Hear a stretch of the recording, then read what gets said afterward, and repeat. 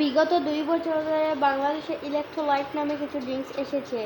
বাংলাদেশের food blogger রাফসানদার ছোট ভাই এই ড্রিঙ্কসটি মার্কেটে নিয়ে এসেছে। এই ড্রিঙ্কসটি নিয়ে অনেক সমালোচনা করা হচ্ছে।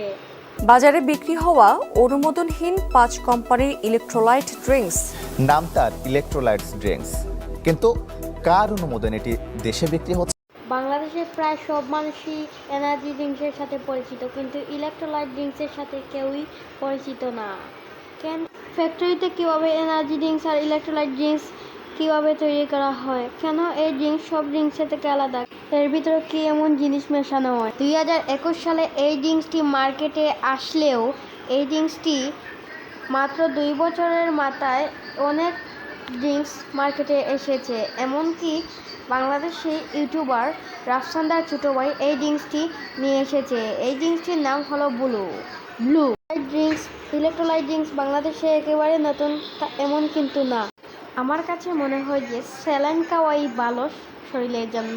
স্যালাইন খেলেই শরীরে অনেক উপকার হবে, কিন্তু এসব ড্রিঙ্কস খাওয়া থেকে না খাওয়াই ভালো, কারণ এসব ড্রিঙ্কসে উপকারী যেমন তার কিন্তু অপকারীও আছে। তাই সব কিছু মাথায় রেখে আমরা নিজেকে স্বাস্থ্যের খেয়াল রেখে আমরা একটু কম খাওয়ার চেষ্টা করব এইসব ড্রিঙ্কস। এই ছিল আজকের ভিডিও। ভালো লাগলে সাবস্ক্রাইব করবেন।